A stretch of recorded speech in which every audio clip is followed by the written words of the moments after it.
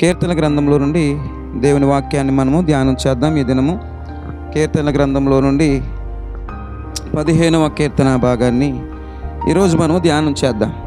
ఈ 15వ కీర్తనలో చాలా విషయాలు ఉన్నాయి, వాటన్నిటిని ధ్యానం చేసి మనం ముగించుకుందాం. కీర్తన గ్రంథము 15వ కీర్తన మొదటి నుండి చదువుదాం.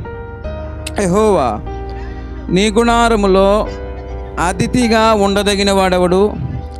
నీ పరిశుద్ధ పర్వతము మీద నివసింపదగిన వాడెవడు? చాలండి, చాలు. చిన్న ప్రార్థన. మహోన్నతుడైన మా పరమ తండ్రి, కృపగలిగిన మా రక్షక, నీకు వందనాలు, స్తుతులు, స్తోత్రాలు చెల్లిస్తా ఉన్నా. ఈ దినము ప్రభువా, నీ సన్నిధిలో చేరి నీ గొప్ప నామమును స్తుతించడానికి, సన్నుతించడానికి, ఆరాధన చేయడానికి, ప్రభువా నీ గుమ్మములో ప్రవేశించడానికి, కృతజ్ఞత అర్పణలతో నీ సన్నిధిలో కూర్చోవడానికి, మమ్మల్ని సజీవుల లెక్కలో నిలిపిన విధానము కొరకు నీకు స్తుతులు చెల్లిస్తా ఉన్నా. మీరు నడిపిస్తున్న విధానం బట్టి నీకు వందనాలు ప్రభువా. కూడి వచ్చిన నీ ప్రజలందరిని బట్టి నేను స్తుతిస్తున్నా. కొద్ది నిమిషాలు నీ మాటల మీద ధ్యానం చేయబోతూ ఉంటుండగా మీరు మాతో మాట్లాడండి. స్పష్టముగా, సూటిగా మీరు మాతో మాట్లాడి మమ్మల్ని బలపరిచి, అయా మమ్మల్ని దీవించి మా గృహాలకు మమ్మల్ని పంపించుమని యేసు నామములో అడుగుచున్నాను మా పరమ తండ్రి, ఆమేన్. చదవబడిన కీర్తన భాగాన్ని మనం ధ్యానం చేద్దాం. ఈ 15వ కీర్తనలో అనేకమైన విషయాలు ఇక్కడ దాగి ఉన్నాయి. మొట్టమొదటిగా దావీదు కీర్తన రాస్తూ ఒక 2 ప్రశ్నలు వేస్తూ ఉన్నాడు. చూడు, అక్కడ క్వశ్చన్ మార్క్స్ మనకి కనిపిస్తూ ఉన్నాయి. 2 ప్రశ్నలు. యెహోవా, నీ గుడారములో అతిథిగా ఉండదగిన వాడెవడు? నీ పరిశుద్ధ పర్వతము మీద నివసింపదగిన వాడెవడు? హల్లెలూయా. దేవుని సన్నిధిలో అతిథిగా, లేకపోతే ఆయన పరిశుద్ధ పర్వతము మీద, ఆయన పరిశుద్ధ ఆలయములో, లేకపోతే ఆయన పరిశుద్ధ నివాసములో నివసింపదగిన వారు ఎవరు అని ఒక ప్రశ్నను ఇక్కడ భక్తుడు వేస్తా ఉన్నాడు. హల్లెలూయా. ఎవరు దేవుని సన్నిధిలో అతిథులుగా ఉండగలుగుతారు? అతిథులంటే ముఖ్యులు. ఏంటి చెప్పండి? ముఖ్యులు, ప్రాధాన్యత ఇవ్వగలిగిన వారు. కొన్నిసార్లు మనం అతిథులను ఆహ్వానిస్తాం. అతిథుల కొరకు కొన్ని కుర్చీలు వేయబడతాయి, అతిథుల కొరకు ఒక ప్లేస్ నిర్ణయించబడతాయి, అతిథుల కొరకు మనము గౌరవం ఇస్తాం. ఎవరైనా విఐపీస్ కోసం ఏదైనా మనం ఏర్పాటు చేసాం, అతిథుల కోసం కొంత సిట్టింగ్ ఏర్పాటు చేసాం అనుకోండి. కొంతమంది నాలుగు కంగారు ఆకలి వేసుకుంటే ఎవరైనా కూర్చుంటే ఏమంటారు? అక్కడికి వచ్చినని, సార్ మీకు అక్కడ ఏర్పాటు చేసామండి, ఇది కొంచెం స్పెషల్ గెస్టులు ఉన్నారు, అతిథులు ఉన్నారు, కొంతమంది ముఖ్యులు వస్తూ ఉన్నారు. అవునా కదండి? కొంతమంది ముఖ్యులు వస్తూ ఉన్నారు, ఇంపార్టెంట్ వ్యక్తులు వస్తూ ఉన్నారు, వారి కొరకు బాగా ఏర్పాటు చేసి సార్ మీరు కొంచెం అక్కడికి వెళ్ళి తినండి. ఎవరు అతిథులు? మనం ఎవరైతే గౌరవమైన స్థానం ఇస్తామో వాళ్ళే మనకే అతిథులు అన్నట్టు. ఎవరినైతే మనము ప్రాముఖ్యులు అనుకుంటామో, ఎవరైతే ముఖ్యమైన వారు అనుకుంటామో, ఎవరైతే కావలసిన వారు అనుకుంటామో, ఎవరైతే వీళ్ళు మనకు ఉపయోగపడతారు అనుకుంటామో, ఎవరైతే మనకంటే గొప్పవారిని మనం భావిస్తామో, వారిని మనం అతిథులుగా చేసుకుని మనము ఆతిథ్యం ఇచ్చే విషయంలో, ఇంట్లో చేర్చుకునే విషయంలో వాళ్ళకు ఒక ప్రాధాన్యతనిస్తాం. అతిథులు వచ్చినప్పుడు ఏం చేస్తారు చెప్పండి? రాచమర్యాదలు చేస్తారు. చికెను, మటను, ఇంకా ఎన్ని వెరైటీలు చేయగలిగితే అన్ని వెరైటీలు చేస్తారు. ఆ డైనింగ్ టేబుల్ అంతా నింపబడిపోతారు. చాలా ఏమండి ముఖ్యమైన ఆహారాల చేత నింపబడుతుంది. స్వీట్స్ ఉంటాయి, ఫ్రూట్స్ ఉంటాయి, రకరకాల వంటలు ఉంటాయి, అన్నిటితో డైనింగ్ టేబుల్ అంతా నింపబడిపోద్ది. ఏంటి సార్ ఈరోజు అంటే, కొంతమంది ముఖ్యమైన వ్యక్తులు వస్తున్నారండి, వారి కొరకు నేను ఏర్పాటు చేశాను. హల్లెలూయా. కొంతమంది అతిథులు వస్తూ ఉన్నారు. అదేవిధంగా దేవుని సన్నిధిలో అతిథిగా ఎవరు నిలబడగలుగుతారు? దేవుడు మనల్ని అతిథులుగా, ప్రాముఖ్యమైన వ్యక్తులుగా ఒక స్థానాన్ని కల్పించాలంటే, దేవుడు మనల్ని ప్రాముఖ్యమైన వ్యక్తులు అని చెప్పి మనకు ఒక ప్రాముఖ్యమైన స్థానము కల్పించాలంటే మనం ఏం చేయాలో కీర్తనకారుడి విషయాలని నేర్పిస్తూ ఉన్నాడు. హల్లెలూయా. దేవునికి మనం అతిథులుగా మార్చబడితే, ప్రియమైన వారిగా మార్చబడితే, ఈ లోకంలో మీకు అతిథులైన వారు వచ్చినప్పుడు మీరు ఎన్ని ఏర్పాట్లు అయితే చేసి వారికి ఘనతనిస్తారో, అన్నీ ఎలా ఉంటాయి చెప్పండి? చాలా అన్నీ బాగా ఏర్పాటు చేస్తారు కదా. చేయి కడుక్కున్నప్పటికీ అక్కడే ఉంటుంది, ఒక టవల్ పెడతారు, అయిపోయినోడికి మంచి స్వీట్ ఏర్పాటు చేస్తారు. వాళ్ళు వెళ్ళిపోయే వరకు కూడా చక్కగా వాళ్ళ కారు దాకా వెళ్ళి వాళ్ళని సాగనంపి, అవునా కదండి? ఎంత రెస్పెక్ట్ చేస్తాం మనం. అతిథి అంటే మనం గౌరవించదగిన వ్యక్తి అని అర్థం. హల్లెలూయా. దేవుని సన్నిధిలో దేవుని చేత గౌరవించబడే వ్యక్తులుగా మనం మార్చబడాలి. దేవుడు మనల్ని చూచినప్పుడు ప్రాముఖ్యతనిచ్చే వ్యక్తులుగా మనం మార్చబడాలి. దేవుని సన్నిధిలో అతిథి మర్యాదలు మనం పొందుకోవాలి. ఎవరైతే దేవుని సన్నిధిలో ఆయనకి ప్రియమైన వారిగా ఉంటారో, ఆయనకి ఇష్టలుగా ఉంటారో, దేవుడు వారిని అతిథులుగా ఏర్పాటు చేస్తాడు, అతిథులుగా ఎన్నుకుంటాడు. వారి కొరకు దేవుడు సమస్తాన్ని సమకూరుస్తాడు. వారి కొరకు దేవుడు సకల ఈవులు ఇస్తాడు. సమస్తము కూడా వారి కొరకు దేవుడు ఏర్పాటు చేసి ఒక హానర్ని ఇస్తాడు, అంటే ఒక గౌరవాన్ని ఇస్తాడు దేవుడు వారికి. ఎవరైతే దేవునికి ప్రియమైన వారో, ఎవరైతే దేవునికి ఇష్టలో, దేవునికి ఎవరైతే ప్రాముఖ్యమైన వారో, దేవుడు వారికి ఘనతనిస్తాడండి, ప్రాముఖ్యతనిస్తాడండి. దేవుడు వారి కొరకు సమయాన్ని కేటాయిస్తాడు. దేవుడు వారి కొరకు ఏం చేస్తాడు చెప్పండి? సమయాన్ని కేటాయించి దేవుడు వారి కొరకు ఏమండి ఆయన తీరిక చేసుకుని, లేకపోతే కలుగ చేసుకుని మన జీవితాల్లో ఘనమైన కార్యాలు చేయడానికి వీలవుతుంది. హల్లెలూయా. ఎవరు దేవుని చేత ప్రియముగా ఎంచబడిన వారు, ఎవరు దేవుని చేత గనులుగా ఎంచబడతారు? మేము కూడా దేవుని ఎదుట గనులుగా, ప్రియమైన వారుగా ఏమండి మేము తీర్చిదిద్దబడాలంటే, అట్టి దేవుని ఘనతను మేము పొందుకోవాలంటే మేమేం చేయాలి అనే ఆలోచన కలిగిన వారుగా ఉండాలి. హల్లెలూయా. అందుకే దావీదు అక్కడ క్వశ్చన్ మార్క్ వేస్తూ ఉన్నాడు, నీ పరిశుద్ధ పర్వతము మీద నివసింపదగిన వాడెవడు? హల్లెలూయా. ఆయన సన్నిధిలో నివసింపదగిన వాడెవడు అని చెప్పి ప్రశ్నలు వేస్తూ ఉన్నాడు. నిజమే, ఈరోజు మనము కూడా దేవునికి ప్రియమైన వారుగా మార్చబడాలి. ఎవరు దేవునికి ప్రియులు? దేవునికి ఇష్టమైన వారు, దేవునికి ప్రియులు ఉన్నారండి. హల్లెలూయా. దేవునికి ప్రియమైన వారి చుట్టూ దేవుడు తన దూతలు కాపుదల దయచేస్తాడు. దేవునికి ప్రియమైన వారి చుట్టూ దేవుడు తన సహాయాన్ని అందించి ఏమని దేవుడు తన భద్రతనిస్తాడు. కీడు నుండి తప్పిస్తాడు, అపాయం నుండి తప్పిస్తాడు, ప్రమాదం నుండి తప్పిస్తాడు. దూతలకు ఆజ్ఞాపిస్తాడంటే అండి. దూతలు అప్పుడు మనకేం చేస్తాయంటే పరిచర్య చేస్తాయి. ఎప్పుడు ఏం చేస్తాయి? దూతల పరిచర్య మనం పొందుకుంటాం, దూతల సహాయాన్ని మనం పొందుకుంటాం, దేవుని ప్రొటెక్షన్లో మనం ఉంటాం. ప్రియమైన వారు ఉన్నారనుకోండి, వారికి ఏం చేస్తాం చెప్పండి? ప్రొటెక్షన్ ఏర్పాటు చేస్తాం, చేయమా చెప్పండి? ప్రొటెక్షన్ ఏర్పాటు చేయమా? చేస్తూ ఉంటాం. ప్రియమైన వారికి కాపుదలగా ఉంటాం, భద్రతగా మనము ఉంటాం. ఎవరైనా మనకి ఇష్టమైన వ్యక్తి ఒక్కతే నడుచుకుంటూ వెళ్తున్నాం, ఒక్క ఆయన నడుచుకుంటూ వెళ్తున్నాం, మనం ఏం చేస్తాం? తోడుగా చెప్పాలి, తోడుగా వెళ్తామా లేదా? వెళ్తాం, సహాయకులుగా నిలబడతాం. దేవునికి ఇష్టమైన వారికి దేవుడు విడిచిపెట్టడండి, ఆయన దూతల భద్రతను కూడా మనకు అనుగ్రహిస్తాడు. హల్లెలూయా. అట్టి ప్రియమైన వారిగా మనం జీవించాలంటే మనం ఏం చేయాలి అని ఆలోచన చేస్తే, అదే 15వ కీర్తనలో చాలా స్పష్టమైనవి ఉన్నాయి చూడండి. అదే 15వ కీర్తనలో మొట్టమొదటిగా మనము చూసినట్లయితే 2వ వచనం చదవండి. యథార్థమైన ప్రవర్తన కలిగి నీతిని అనుసరించుచు హృదయపూర్వకముగా నిజము పలుకువాడే. హల్లెలూయా. 3 విషయాలు. దేవుడు ఎవరిని ప్రియులుగా ఎంచుతాడు, ఎవరిని దేవుడు అతిథిగా లేకపోతే ఒక గౌరవప్రదమైన వ్యక్తిగా ఎంచి ఆయనకి తన సహాయాన్ని కలుగజేస్తాడంటే స్పష్టంగా 3 విషయాలు 2వ వచనంలో రాయబడి ఉన్నాయి. మొట్టమొదటిది ఏంటంటే చెప్పండి? యథార్థమైన ప్రవర్తన, 2 నీతిని అనుసరించుట, 3వదిగా హృదయపూర్వకముగా నిజము మాట్లాడాలి. హల్లెలూయా. దేవుని బిడ్డలుగా జీవిస్తున్న మనము ఎప్పుడు దేవుని బిడ్డలుగా పిలువబడతాము, ఎప్పుడు నిజమైన దేవుని వ్యక్తులుగా మనం మార్చబడతాము, ఎప్పుడు మనము దేవుని జనాంగముగా తీర్చిదిద్దబడతామనంటే బైబిల్ చెప్తున్న మాట యథార్థమైన ప్రవర్తన. మన ప్రవర్తన ఎలా ఉండాలి చెప్పండి? యథార్థమైనదిగా ఉండాలి. యథార్థత లేని ప్రవర్తన గలక మనం కలిగి ఉంటే మనం దేవునికి ప్రియులము కాదు.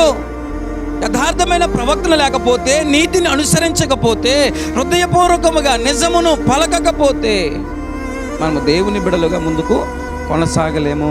దేవుని కృపను మనము పొందుకోలేము. హల్లెలూయా. యథార్థమైన ప్రవర్తన కలిగిన వారుగా మనం ఉండాలి. మన ప్రవర్తన యథార్థమైనదిగా ఉండాలి.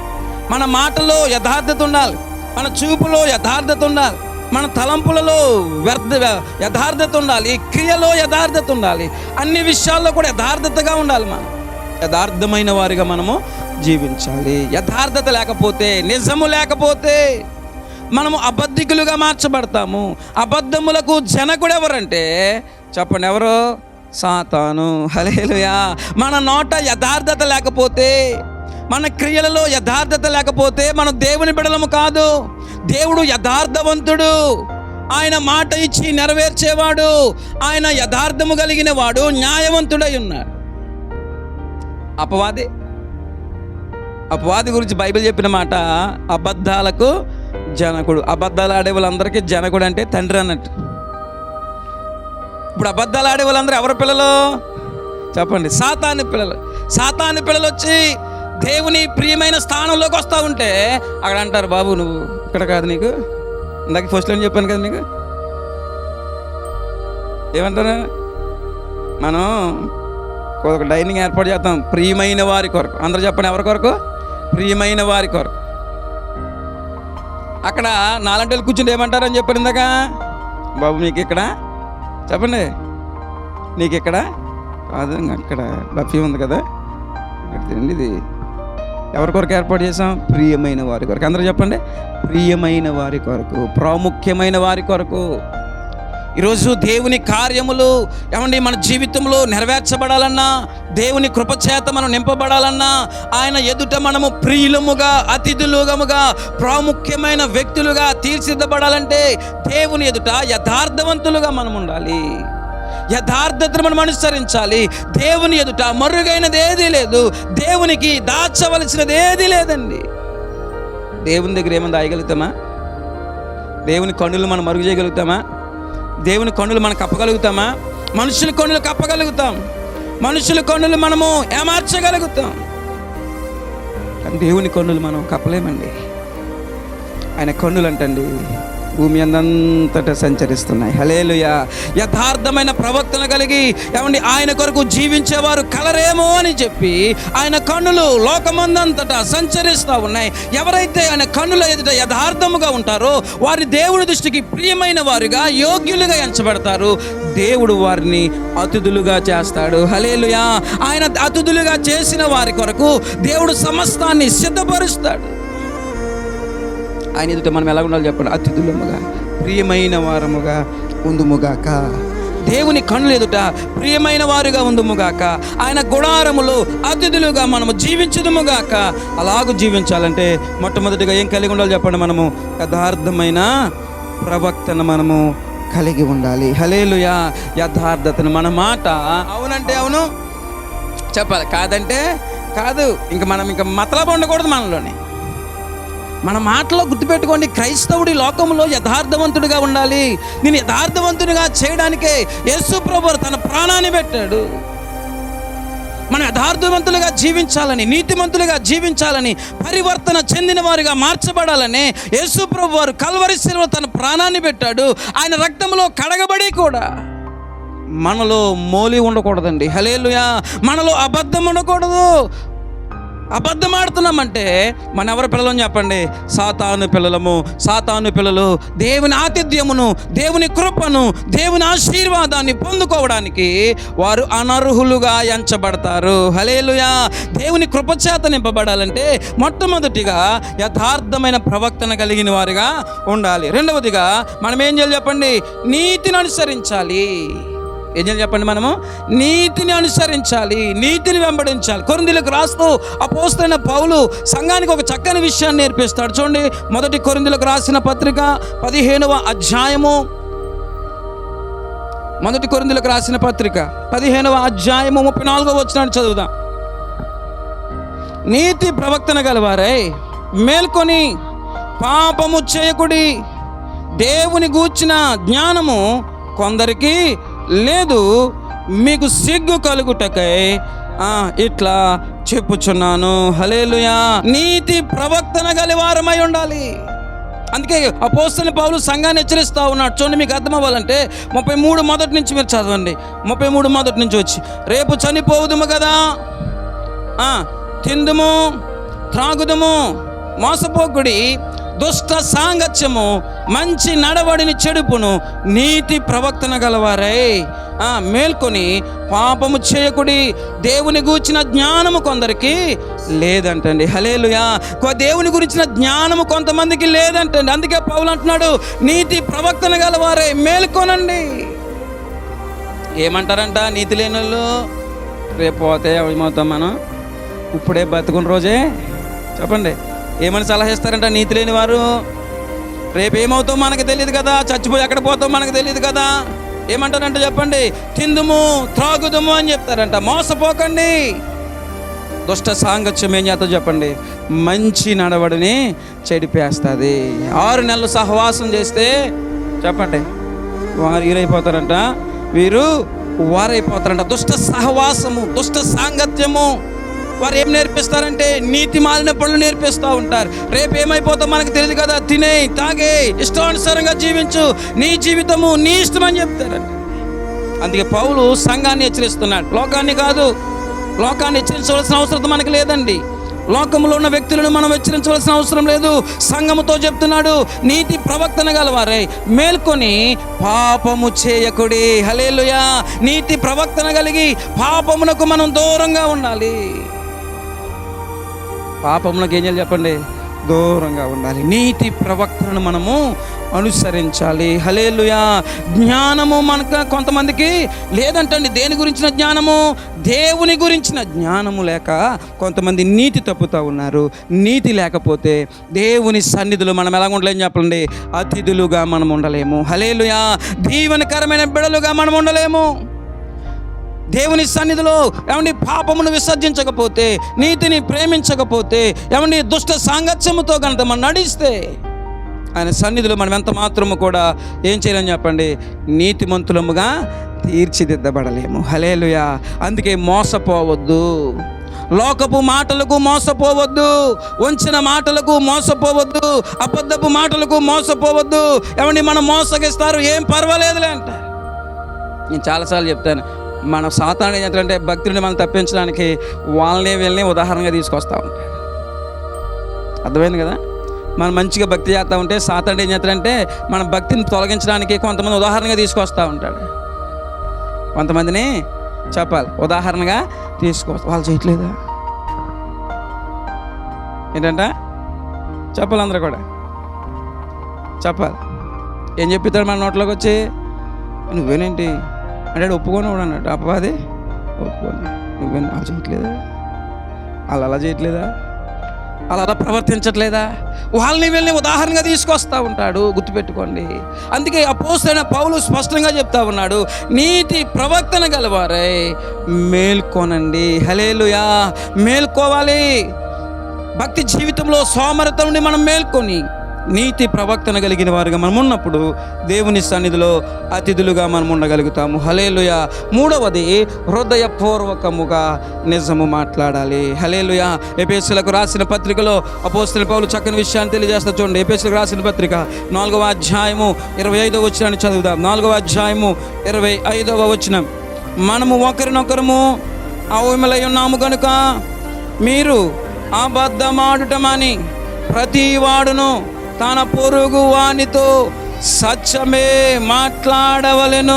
హల్లెలూయా. అందరము ఎవరమై ఉన్నాం చెప్పండి, దేవుని అవయవములై ఉన్నాము.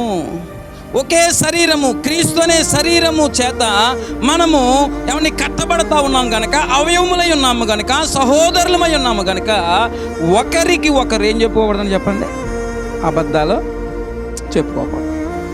సంఘంలో ఏముండకూడదు చెప్పండి, అబద్ధాలు, సత్యమే పలకాలి. హల్లెలూయా. అందరూ చెప్పాలి హల్లెలూయా. సంతోషంగా చెప్పాలి హల్లెలూయా. సత్యమే పలకాలి. ఒకరితో ఒకరు ఎప్పటికప్పుడు సత్యాన్నే పలకాలి తప్ప లేనివి మనము సృష్టించడానికి వీలు లేదు. హల్లెలూయా. తెలిస్తే మాట్లాడాలి, తెలియకపోతే చెప్పండి మాట్లాడకూడదు. కొంతమంది డిజిటల్ ఎఫెక్ట్స్ పెడతారు అన్నట్టు, ఆ సినిమాలు చూసి చూసి అలవాటు అయిపోయి ఎఫెక్ట్స్ డిజిటల్ ఎఫెక్ట్స్ ఉంటాయన్నట్టు. ఎంత జరిగితే చెప్పండి, ఎంత జరిగితే అంత చేసుకుంటే డిజిటల్ ఎఫెక్ట్స్ ఉంటాయి అన్నట్టు. డీజే కాదు, డిటిఎస్ ఇవన్నీ యాడ్ చేస్తూ ఉంటాయి. లేనిపోని మాటలు మనకు తెలియకపోతే మనం మాట్లాడకుండా ఉందుము గాక. అందరూ చెప్పాలి. మనకి ఏ విషయం అని తెలియదు అనుకోండి, దాని గురించి మనం నేర్చుకుందుము గాక. మనకి ఏమైనా విషయంలో అవగాహన లేదనుకోండి, దాని గురించి సరిగా తెలిసి అడిగి మనము దాని గురించి అవగాహన కలిగిన వారుగా ఉందుము గాక. అంతే మాత్రం తప్ప మన అబద్ధాలు ప్రకటన చేయకూడదు. నీ నోట అబద్ధము వస్తుందంటే నువ్వు దేవుని బిడ్డవు కావు, నువ్వు దేవునికి అతిథివి కావు, నువ్వు దేవునికి ప్రియమైన వారివి కాదు. నువ్వు ప్రియమైన వాడివి కాకపోతే నువ్వు దేవుడు ఏర్పాటు చేసిన ఏ మేలును అనుభవించలేవు. నువ్వు దేవునికి ప్రియమైన వాడివి కాకపోతే దేవుడు నీ కొరకు దాచి ఉంచిన ఏ ఆశీర్వాదాన్ని మీరు స్వతంత్రించుకోలేరు. అందుకే హృదయపూర్వకంగా మనం ఏం పలకాలి చెప్పండి, నిజమే పలకాలి. హల్లెలూయా. తెలిసినదే మాట్లాడాలి. సత్యాన్ని అసత్యానిగా చెప్పండి. ఏం చేస్తారు మన వాళ్ళు? సత్యాన్ని చెప్పాలి, అసత్యంగా మార్చేస్తారు. సత్యాన్ని త్రిప్పేవారు ఉన్నారు, నిజాన్ని అబద్ధముగా ప్రకటన చేసేవారు ఉన్నారు. అది లోకస్తులైతే పర్వాలేదు, నువ్వు దేవుని బిడ్డవి, ఆయన రక్తము ద్వారా కడగబడిన వాడివి, కడగబడిన దానివి, ఆయన బిడ్డగా జీవిస్తున్న వాళ్ళు, ఆయన రక్తములో కడగబడి ఆయన ఆరాధిస్తూ ఆయన ప్రేమిస్తూ ఆయన వాక్యములో పెంచబడుతున్న వారు. మనము అబద్ధములకు దూరముగా ఉందుముగాక. నోట నిజం ఉండాలి. హల్లెలూయా. ఎవరు చూడటం దేవుడు ప్రతిదీ కౌంట్ చేస్తాడు. ఒకరోజు మీకు శాలరీ ఇచ్చేస్తాడు. అర్థమవుతుంది కదా? నెలంతా పనిచేశాక ఒకేసారి ఏమవుతున్నారు మీ వంటలు? మీకు చెప్పాలి. వారానికి ఒకసారి మీ పేమెంట్ ఇచ్చేస్తున్నారు లేదా? అవండి, నెలకు ఒకసారి మీ జీతాలు ఇచ్చేస్తున్నారు లేదా? దేవుడు కూడా అంతే. మీ ప్రవక్తన యొక్క ఫలాన్ని ఒకరోజు మీకు ఇచ్చేస్తాడు. కౌంట్ చేయట్లేదు అనుకోకండి. అందుకే నిజమే మనం మాట్లాడుదుము గాక. అందరూ చెప్పాలి, నిజమే మనం మాట్లాడుదుము గాక. దేవుని సన్నిధిలో అతిథులుగా మనము నివసించుదుము గాక. ఆమె 4వ వచనం చదవండి, మీకు అర్థమవుతుంది. ఇంకా కిందకి రండి. ఇప్పుడు అదే కీర్తన గ్రంథము 15వ కీర్తన, 15వ కీర్తన. అట్టివాడు నాలికతో కొండెములాడడు. హల్లెలూయా. అందరూ చెప్దాం హల్లెలూయా. సంతోషం చెప్దాం హల్లెలూయా. బిగ్గరగా చెప్దాం హల్లెలూయా. దేవుని సన్నిధిలో అతిథిగా నివసించాలనుకున్నవాడంట నాలికతో ఏం చెప్పడు? చెప్పండి, కొండెములు చెప్పడు. హల్లెలూయా. కొండెములాడడు. దేవుని సన్నిధిలో అతిథులుగా ప్రియములుగా ఉండాలంటే 4వ విషయాన్ని జ్ఞాపకం చేస్తూ ఉన్నాడు. కొండెములాడేవారుగా ఉండకూడదు. ఇక్కడ మాటలు అక్కడ చెప్పేవారుగా ఉండకూడదు. కొండెములాడుచు తిరుగులాడేవారుగా ఉండకూడదు. పాత నిబంధన గ్రంథంలోనే దేవుడి ఇశ్రాయేలు ప్రజలకు అవి ఆజ్ఞగా ఇచ్చాడు. చూడండి, నిర్గమకాండము 23వ అధ్యాయము 1వ వచనాన్ని కనుక మనం చదివితే ఆ మాటలన్నీ మీకు అర్థమవుతాయి. నిర్గమకాండము 23వ అధ్యాయము 1వ వచనం చూడండి. అందరూ బైబిల్ తీయండి. నిర్గమకాండము 23వ అధ్యాయం 1వ వచనం. లేని వార్తను పుట్టింపకూడదు, అన్యాయపు సాక్ష్యము పలుకుటకై దుష్టునితో నీవు చెప్పాలి కలియకూడదు. హల్లెలూయా. దుష్కార్యము జరిగించుటకై సమూహమును వెంబడించవద్దు, న్యాయమును త్రిపుటకు సమూహముతో చేరి వ్యాజ్యములో సాక్ష్యము పలకకూడదు. వ్యాజ్యమాడువాడు భేదవాడైనను వాని ఎడల పక్షపాతముగా నుండకూడదు. హల్లెలూయా. దగ్గరగా చెప్దాం హల్లెలూయా. నాలికతో మనము కొండెములాడకూడదు, నాలికతో మనం అబద్ధములాడకూడదు, నాలికతో మనము ఏమండి లేని వార్తను పుట్టించకూడదంటండి. అన్యాయము సాక్ష్యము చెప్పడానికి దుష్టులతో మనం ఏం చేయకూడదు? చెప్పండి, కలవకూడదు. హల్లెలూయా. దేవుడు పెట్టిన నియమాలను కనుక మనం పాటిస్తే మనం ఎంత శ్రేష్టమైన వారం అయిపోతామో అర్థమవుతుంది కదా మీకు. దేవుని న్యాయ విధులను కనుక మనం పాటిస్తే, దేవుని న్యాయ విధులను కనుక మనం అనుసరిస్తే మన జీవితము ఎంత ప్రాముఖ్యమైనదిగా శ్రేష్టమైనదిగా అయిపోతుందో అర్థమవుతుంది కదా మీకు. అవి పాటించకపోవడం వల్ల వచ్చిన బాధలు ఇవన్నీ. లేని వార్తను మనం ఏం చేయకూడదు? 3వదిగా కొండెములు ఆడకూడదు. లేని వార్తను మనం ఏం చేయకూడదు? చెప్పండి, పుట్టించకూడదు. హల్లెలూయా.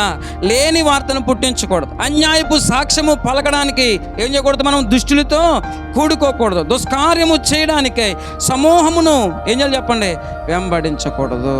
దుష్కార్యము చేయడానికి అందరూ వెళ్తున్నారు కదండి, నేను వెళ్ళాను అనకూడదు. అందరూ అలాగే ఉన్నారు కదండి, నేను ఈ మాట చెప్తే నేను ఒక్కడనే వేడైపోతాను, ఏకాకనైపోతానని నలుగురితో కలిసిపోయి అనకూడదు. అర్థమవుతుంది కదా మీకు. అందరితో గుంపుకూడదు అన్నట్టు. మనం ప్రత్యేకించబడిన వారము. హల్లెలూయా. అందరూ చెప్పండి హల్లెలూయా.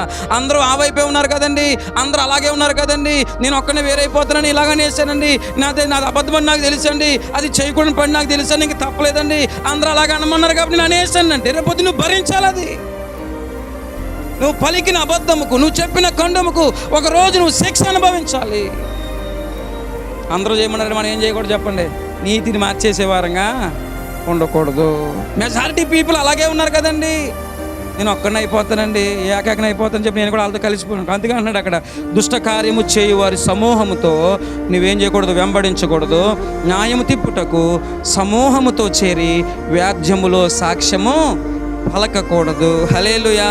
వ్యాజ్యమాడి వాడు భేదవాడైనను వాడి పక్షపాతముగా ఉండకూడదండి. బీదవాడికి ఒక న్యాయం. లోకల్ ఎలా ఉంటుంది చెప్పండి? బీదవాడికి ఒక న్యాయం, డబ్బు ఉన్నవాడికి చెప్పండి ఒక న్యాయం. డబ్బు లేని పక్షం ఎవరైనా మాట్లాడతాడా? ఎవరు కూడా మాట్లాడరు. డబ్బు ఉన్నవాడు పక్షాన్ని ఆడు వెనక్కి వెళ్ళిపోతారు. ఒకరోజు ఉపయోగపడతాడండి ఆడు మనకి ఏదైనా అడ్డమే వేస్తాడని అంటారు. ఆడు అడ్డం వేయకుండానే దేవుడే మీకు అన్ని అడ్డగించేస్తాడు. మీరు కానీ సత్యాన్ని తిప్పారా, ఎవడో అడ్డం వేయడం కాదు, ఎవడు అడ్డం లేకుండా దేవుడు మీకు అనేకమైన అడ్డాలు కలిగేస్తాడు. నీతిని ఇప్పుడు కూడా మనం తిప్పకూడదు. బేదోడి పక్షాన్ని మనము నిలబడాలి. తప్పు చేసినప్పుడు పెద్దోడా చిన్నోడు అన్నది కాదు, న్యాయమే మీరు మాట్లాడాలి. వ్యాజ్యం ఆడకూడదు. మీరు ఎవరి పిల్లలు చెప్పండి? అందరూ కూడా ఇప్పుడు దేవుని పిల్లలా అపవాది పిల్లలా? దేవుని పిల్లలు కనుక దుష్ట సమూహముతో మీరు చేరకూడదు. అప్పుడు అలాగూ నిలబడితే మీరు దేవుని దృష్టికి ఏమైపోతారు చెప్పండి? ప్రియమైన వారుగా మార్చబడతారు, అతిథులుగా మార్చబడతారు. అతిథుల కొరకు దేవుడు ఏం చేస్తాడు చెప్పండి? చెప్పాలందరూ కూడా అతిథుల కొరకు దేవుడు ఏం చేస్తాడు? శ్రేష్టమైన వాటిని ఏర్పాటు చేస్తాడు. హల్లెలూయా. అతిథుల కొరకు దేవుడు అమూల్యమైన వాటిని ఏర్పాటు చేస్తాడు. హల్లెలూయా. 4వ వచనం చూడండి. 4వ వచనం, అతని దృష్టికి నీచుడు అసహ్యుడు అతడు యెహోవా యందు భయభక్తులు గలవారిని సన్మానించును. అతడు ప్రమాణము చేయగా నష్టము కలిగినను. చెప్పండి, మాట తప్పడు. హల్లెలూయా. అందరూ చెప్దాం హల్లెలూయా. సంతోష్ చెప్దాం హల్లెలూయా. ఇక్కడే ఉన్నవారు అందరూ చెప్దాం హల్లెలూయా. యెహోవా యందు భయభక్తులు కలిగిన వారిని సన్మానిస్తాడంట. అతను చేసే పని ఏంటో తెలుసా? అతడు ప్రమాణము చేయగా నష్టము కలిగినను. చెప్పండి, మాట తప్పడు. హల్లెలూయా. మాట తప్పే వారముగా మనము ఉండకూడదు. మాట తప్పేవారుగా మనము ఉండకూడదు. చెడును ప్రోత్సహించేవారుగా కూడా మనము ఉండకూడదు. దేవుని యందు భయభక్తులు కలిగి ఉండడం అంటే అర్థం ఏంటంటే చెడును అసహించుకోవడమే దేవుని యందు భయభక్తులు మనము కలిగి ఉన్నట్లుగా ఉంటుంది. కీర్తన గ్రంథము 101వ కీర్తన 3వ వచనం చదవండి. కీర్తన గ్రంథము 101వ కీర్తన 3వ వచనం. నా కన్నుల ఎదుట నేనే దుష్కార్యమును ఉంచుకొనను, భక్తి మార్గము తొలగి వారి క్రియలు నాకు అసహ్యములు, అవి నాకు అంతనీయకుము. హల్లెలూయా. కీర్తనకారుడు దేవునికి ప్రార్థన చేస్తున్నాడు. ఏమని? భక్తిహీనుల క్రియలు అసహ్యములు, అవి నాకు అంటుకోకూడదు. హల్లెలూయా. భక్తిహీనుల ఛాయలు కూడా మనం నేర్చుకునే వారంగా ఉండకూడదని బైబిల్ స్పష్టంగా తెలియజేస్తూ ఉంది. హల్లెలూయా.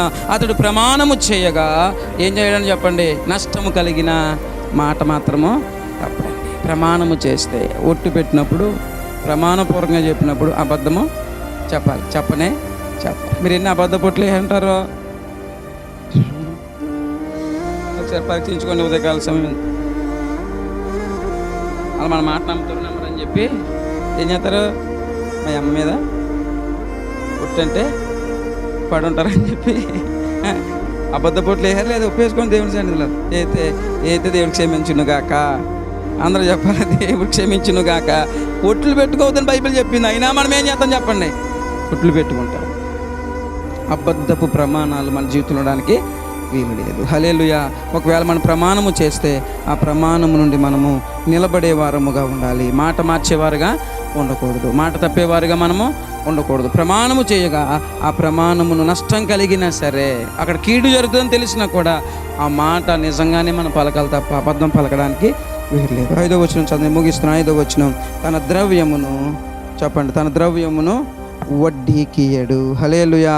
తన ద్రవ్యం ఏం చేయకూడదు చెప్పండి? వడ్డీకి ఇవ్వకూడదు. నిరపరాధిని చెరుపుటకై లంచము పుచ్చుకొనకూడదు. ఈ ప్రకారము చేయువాడు ఎన్నడును చెప్పండి, ఎన్నడును దగ్గరగా చెప్పాలి, ఎన్నడును అందరూ చెప్పాలి, ఎన్నడును ఎవరు మిమ్మల్ని చెప్పాలి కదల్చనే చెప్పాలి. కదల్చనే ఇంక మీరు కదలలేరు అన్నట్టు. ఇంకా సియోను కొండవలే ఉంటారు, ఎవరు కూడా దాన్ని కదల్చలేరు. హల్లెలూయా. ప్రాకారము కలిగిన పట్టణముల వలె మీరు ఉంటారు. అలాగుండాలి అని అంటే మీరేం చేయాలి చెప్పండి? మీ ద్రవ్యమును ఏం చేయకూడదు చెప్పండి? 4వదిగా వడ్డీకి వేయకూడదు. వడ్డీ వ్యాపారం చేయలేని ఆలోచన కూడా మీ మనసులోకి రాకుండాను గాక. అందరూ చెప్పండి. అందరూ మాకే కదండి బాబు, మేము వడ్డీకి తెచ్చుకోకుండా ఉంటే చాలు అంటారా? మేము వడ్డీకి తేకుండా చాలు, మేము అక్కడ వడ్డీకి ఇస్తామంటారా? ఇప్పుడు ఎలాగ ఉన్నారు కానీ రాబోయే దినాల్లో దేవుడు మిమ్మల్ని అందరినీ ఆశీర్వదిస్తున్నాడు. హల్లెలూయా. నమ్మిన అందరి దగ్గరగా స్తోత్రం చెప్దాం. హల్లెలూయా. ఈరోజు మీరు భేదవారిగా ఉన్నారు కానీ రేపు మీరు ఇలాగుండరు. ఒక మందిరంగా కట్టబడబోతున్న ఒక ఆశీర్వాదమైన తరాలు ఆ మందిరంలో నుండి దేవుడు లేవనెత్తబోతున్నాడు. హల్లెలూయా. బహుతరములకు దీవెనకరమైన సంతానమును దేవుడు ఆ మందిరంలో నుండి లేవనెత్తబోతున్నాడు. మీ స్థితిగతులు మార్చబోతున్నాడు దేవుడు. ఒకరోజు మీరు మరలా దేవుని కృప ద్వారా ఆస్తిపరులు అయిపోతారు. ఆస్తిపరులు అయినప్పుడు మీరేం చేయకూడదు చెప్పండి? చెప్పాలి. వడ్డీకి మాత్రం, నేను చెప్పిన మాట కాదు, ఎవరు చెప్తున్న మాట ఇది? దేవుడు చెప్తున్న మాట. మీరు దేవుని సన్నిధిలో అతిథులుగా ఉండాలంటే వడ్డీకి మాత్రం, మీకు ఇవ్వడం లేకపోతే, ఇష్టం లేకపోతే వెయ్యేడు నోటికి 100 రూపాయలు ఇచ్చి చేతులు పేసుకోండి తప్ప వడ్డీకి మాత్రం డబ్బు చెప్పండి ఇవ్వకొద్దురుగా. మీ ద్రవ్యము యేసునామములో ఎవరికి వడ్డీకి వెళ్ళకుండాను గాక. మీరు ప్రార్థనాపూర్వకంగా మీరు ముందుకెళ్ళండి. మీ ద్రవ్యము వడ్డీకి ఇచ్చిన దానికంటే రెట్టింపు అయిపోతుంది. హల్లెలూయా. మీ ధనం మీ ఇంట్లో ఊరుతుందండి. దేవుడి మాట విన్నారంటే చెప్పండి, దేవుడి మాట విన్నారా? మీ ఇంట్లో మీ ధరం ఏమైపో చెప్పండి.